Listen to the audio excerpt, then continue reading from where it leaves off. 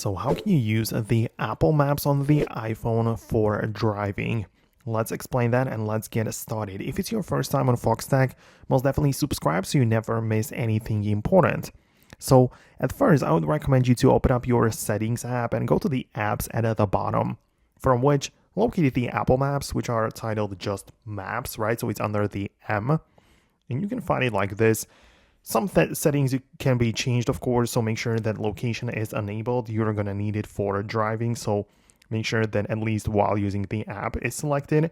And a precise location is probably a good idea to have it enabled as well.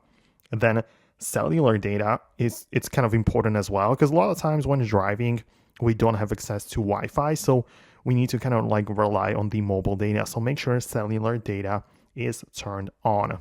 Then below we have a menu for preferred type of travel. And there is a driving, walking, transit, or cycling. So naturally go with a driving, which doesn't mean you cannot like get a walking direction, but it's gonna default to driving, right?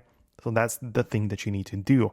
And when you can also click on the directions in a driving, and in here you have some specific sections like you have the tolls, highways, and the other things which are kind of personal. You can set it up however you like.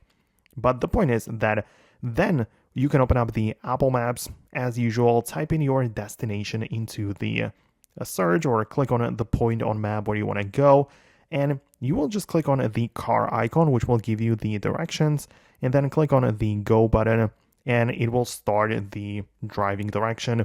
The app has access to your location, to your internet, so it's gonna work fine. So let me know if you managed to set it up for your device. Thanks a lot for watching, and I'll see you later in the next videos as well.